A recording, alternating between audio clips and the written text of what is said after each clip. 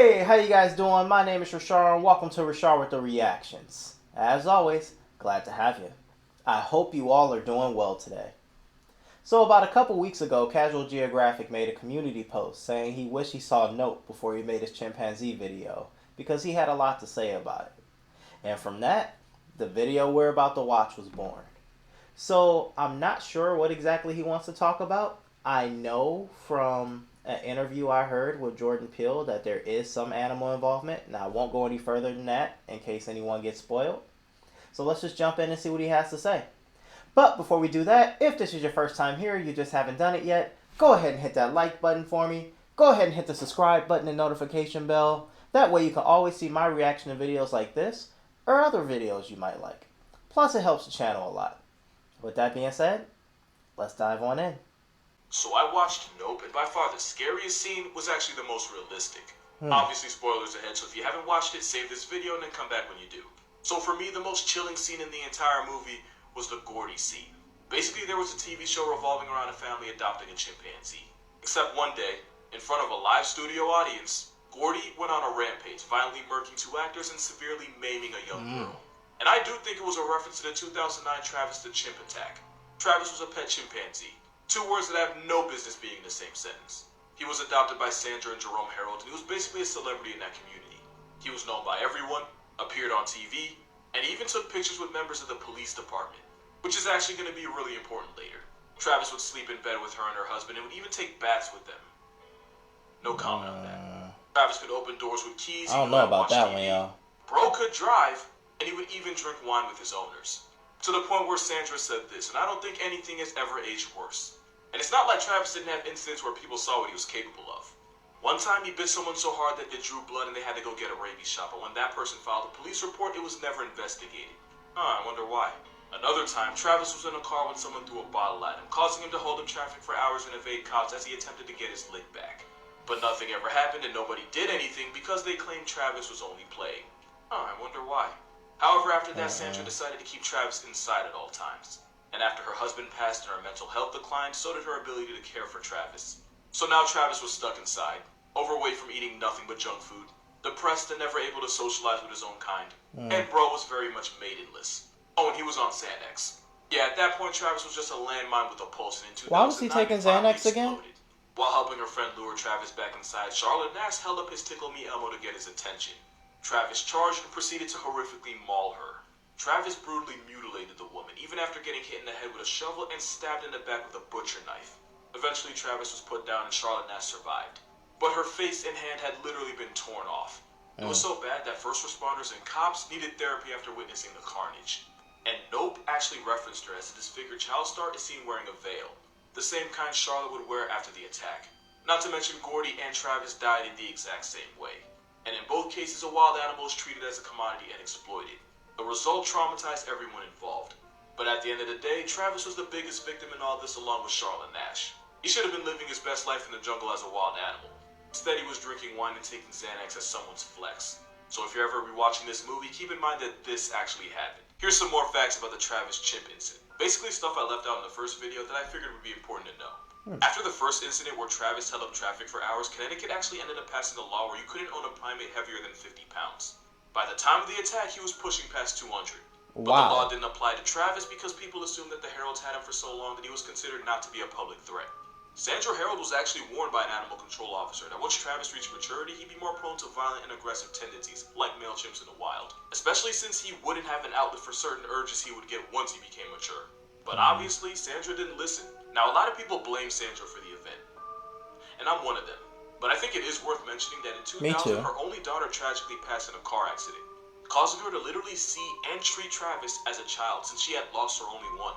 And when her husband died a couple years later, Travis was literally all she had. Not justifying it at all, but, you know, it's complicated. Travis was also visibly depressed at the loss of his adoptive father. After his death, Travis would apparently take pictures of Jerome Harold off the wall and hold them tightly, clearly mourning. According to reports, Travis had been prescribed Xanax by a vet to help him calm down. He was even given Xanax-laced tea the day of the attack. Xanax is often used to help treat anxiety, but it can also cause hallucination, rage, and mania. After horrifically mauling Charlotte Nash, Travis was shot 4 times. Mortally wounded, Travis went back to the house and passed away right next to his cage, which you have to assume was his safe space. On a wholesome note, Charlotte Nash actually ended up undergoing a face transplant and actually seems to be doing a lot better these days. And according to her, she's no longer in pain and doesn't even seem to really remember the attack, just what people tell her about it. And honestly, it's probably better that way. Yeah. Despite all she's been through, she's still managing to stay positive. Also, after the police officer who put down Travis was denied therapy, laws were passed to make sure cops that had to use lethal force on an animal could receive therapy for mental and emotional recovery. On this episode of Why No Human Should Ever Try to Own a Chimp is a story that, if I'm being honest, kind of messed me up the first time I heard it. Yeah, more than Travis. Former NASCAR driver St. James Davis and his wife LaDonna had a chimp they had adopted from Tanzania named Mo. And before you say it, no, this story isn't going in the direction you think it is. The couple treated Mo like he was their son, dressing him up, bathing him, and they even taught him how to use the toilet. Mo was even the best man at their wedding. But after an incident in 1998 where Mo attacked and bit an officer, the couple were forced to give up Mo to a wildlife rescue center in California. But they loved him, and this didn't stop them from visiting Mo regularly. One day in 2005, the couple were celebrating Mo's 39th birthday and even brought him his own cake. So, important fact about chimps. Chimpanzee society works as a hierarchy, where low ranks are often bullied and forced to give up food to their superiors who get first servings. Okay. That structure is actually why baboons have become a real problem in parts of South Africa.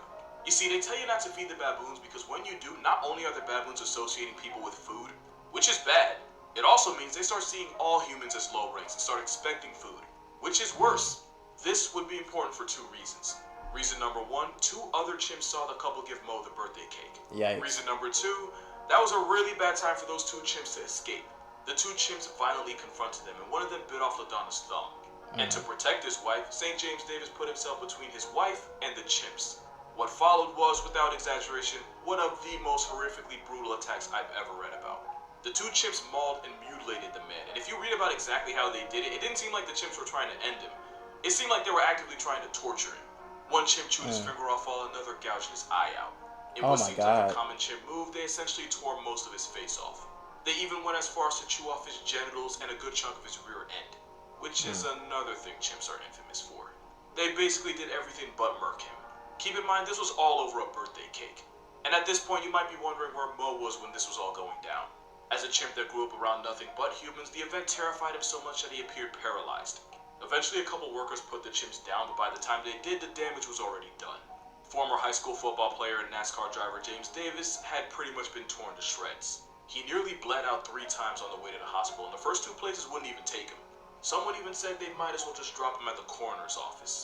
Eventually, he was taken to a trauma center where he'd go on to have about 12 surgeries and would even be medically induced into a coma. Against virtually every force of nature, Davis survived and was discharged 6 months later. Wow. The moral of the story is still the same. Davis had spent nearly 30 years of his life living with a chimp, and all it took was bad luck and a birthday cake to nearly flatline him.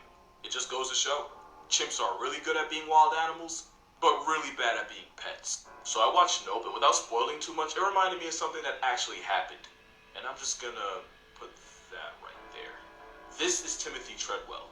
If that name sounds familiar, then you know what time it is. I think it's important to mention he wasn't like a zoologist or an educator or something. He was a dude that auditioned for Cheers and then lost out to Woody Harrelson.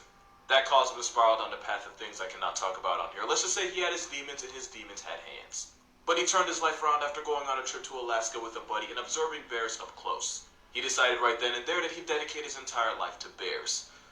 Yeah. Interesting. For over a decade, he watched, studied, recorded, and even directly interacted with bears. He would get extremely close to them and would sometimes even play with bear cubs, because he claimed that he had their trust. And if you watch Nope, you know exactly where this is gonna go. Now, I will say Treadwell did try to make an impact by traveling all over as an activist trying to educate the public about bears and why they should be protected. But he also threatened their lives by getting way too close. And as time went on, he started getting cocky, which led him to do the unthinkable. So a little fun fact about bears, before they hibernate, they have to eat and put on as much weight as possible. Right. The competition for food makes them 1,000 times more aggressive and infinitely more of a death sentence to be around. Against literally everyone's warning, he chose this time to go camping around them. Not only that, but he purposely set up his camp around a known bear trail so that bears would walk right past his tent. Not only that, but he refused to carry bear spray because the Steve Irwin stereotype figured that bears trusted him so much that he'd never need it. And not only that, he brought his girlfriend with him. So pretty much he chose the worst place at a worst time with no way to defend himself. You know where it goes from here. On October 5th, 2003, Treadwell spoke to a friend about how much fun he was having. On October 6th, the Rangers found his and his girlfriend's half-eaten corpses around their campsite. But the most disturbing part, a video camera was actually left on as the grizzly attacked them. Another cute little fact about bears, they don't wait until you flatline, they just start eating. which meant there was a 6-minute audio recorded of him screaming in agony as he was getting mauled and eaten alive while his girlfriend could only watch. And since she was also screaming, the bear eventually went after her too. The audio was so graphic and traumatizing that it was never released to the public. You can find reenactments based on what happened on YouTube, but the original was vaulted out of respect for the family. Also, the bear that was only guilty of being a bear was tracked down and put out of commission. Obviously, soul eviction by bear is the worst way to meet God, and nobody deserves that. But bro literally asked for it, and it all could have been avoided with one word. Nope. Yeah, shout out to this comment, because I honestly don't know how I didn't talk about them already. So Siegfried and Roy were two German entertainers who blew up from their magic act. They were basically the magic with They did tiger acts, right? And their act often involved exotic animals, but especially big cats like tigers. You probably know how this movie ends. For years, the two became world famous for their performances, and especially for the ways that incorporate the wild animals. And you get the sense that they genuinely cared for all of their animals. Especially Roy, who had been around wild exotic animals since he was 10.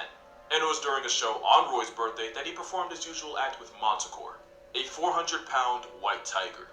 But this time, the tiger wasn't cooperating and was instead biting Roy's sleeve while ignoring his commands. And it was while animal trainers attempted to get Manticore under control that it finally happened. In front of a horrified audience, Manticore severely mauled the leading co-star, clamping his jaws around his neck and eventually dragging him off stage. It took animal trainers spraying him with a fire extinguisher to get the tiger to release his death grip. Roy would survive, but the attack severed his spine, cut an artery, partially paralyzed him, and even caused a stroke, virtually cutting both men's careers short. Roy refused to blame his tiger for the attack, famously telling trainers not to hurt Manticore as he was being wheeled to the hospital for life-saving surgery. Surgery that he allegedly flatlined multiple times during. Later, Roy claimed that the attack was actually the tiger trying to save his life. Roy said he was already suffering a stroke, and Manticore sensed it and attempted to drag him to safety, the same way a mother would do to her cub. However, the animal trainer that actually worked with them had a very different story. Trainer Chris Lawrence would come out and say that the real reason for the attack was that Roy's relationship with the huge cat had deteriorated. And when Roy started going off script and doing things they hadn't practiced, that's when the tiger went, you thought I was going to say crazy? Nah, the tiger tigered. The trainer would also say that Roy had made several crucial mistakes handling Manticore and lied about what happened to protect the show, their brand, and himself. Roy basically called him a clout chaser. And I want to add, just for the record, there was literally nothing protecting the audience from the tigers. I mean, yeah, they were on a leash, but we're talking about an animal that solos that for a living. Your leash means nothing. But I guess after several years of performing, Roy and Siegfried figured they had complete control over the big cats. No spoilers, but major nope vibes. But yeah, long story short, wild animal went wild animal. But why am I bringing this up? Well, a couple reasons. The largest population of tigers in the world is in India. You want to take a guess where number 2 is? Texas. In fact, this was in Houston. There are more tigers in America than found in the wild in the rest of the world. You remember that weird phase when people would use tiger selfies as Tinder profiles? I genuinely hope none of you got laid. And if you had Netflix during the pandemic, you already know about Geographic. My point is, people have had a hard-on for exploiting tigers for as long as we've known about them. And fans aren't going to want to hear this, but this was just another example of that. I will give them credit for 2 things, though. This might be the first story like this where the animal wasn't eventually unalived for being an animal. And number 2, it really did feel like they genuinely cared for their animals. I say that because if a 400-pound killing machine really wanted Roy to be a hashtag, his chalk outline would have been on that very stage. When you take a wild animal and turn it into a side act, it's only a matter of time, because one thing about a tiger going tiger. And ultimately, all the attack was a tiger tigering. And just like that, I think I just gave you the entire plot of Nope without actually spoiling it. Moral of this story? Well, there's actually 2. Putting a leash on a tiger is like putting a traffic cone in front of a runway 18-wheeler and telling kids it's safe to cross. And if you really love a tiger, the best thing you can do for it is let it be a tiger. At this point, we're all very much familiar with the Travis Chimp attack of '09. But there's a whole nother part of the story that way less people know about. Chimp Party used to be a business that was run by 2 people in Missouri. The business being renting out chimpanzees for parties, TV ads, movies, stuff like that. Yeah, at this point, I don't think I even have to say it. Take a shot for every bad decision you've heard in this video. If you're still alive by the end, you just weren't paying attention. Anyway, in 2001, 3 chimpanzees escaped from Chimp Party and wandered down the road. And by escaped, I mean they walked through an unlocked door. The chimps eventually ran into an 18-year-old Jason Coates and a couple of his friends. Chimp activity followed. The 3 chimps charged at the teens who were chased into their car. And it was at this point where one of the chimps named Susie noticed Jason's dog and went after him. Jason did what any respectable dog father would do. Jason managed to escape into his house while his friends and dog were still in danger and returned with a shotgun. Now what happened next depends on who you ask. Some say Jason put down Susie after she had already been tranquilized and was no longer a threat. Jason said his friends and dog were still being attacked when he ultimately pulled the trigger. The price of defending his loved ones was that Jason was charged with misdemeanor animal abuse, and the 18-year-old even served 30 days in jail. Wow. He was even hit with felony destruction of private property. The private property being the chimp that threatened his life.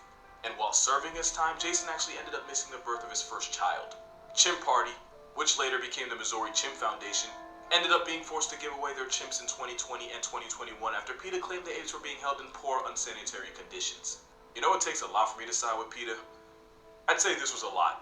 But why am I telling you this story from 20 years ago? Well, Susie, the chimp that got gunned down, yeah, that was Travis's mother. Travis had already been sold by the breeders and was living with the Heralds when it all went down. And 8 years later, Travis would meet his end the exact same way as his mother. Only this time, it wasn't before someone got seriously hurt. Whoa. Moral of this story, it takes a special type of people to make PETA the good guy. It all really comes around full circle, doesn't it? It turns out Travis was out here in these streets doing the same thing his mama was doing. But is that really surprising? Because at the end of the day, what they were doing was being wild animals. This is what they do. And I don't know who thought it was a good idea to give Travis Xanax. That's just asking for trouble. But it's just like Casual Geographic said. There's a theme to all of these stories. The guy who was hanging around with the bears. The person who housed Travis. The Siegfried and Roy incident. These people were trying to take these animals and give them human traits.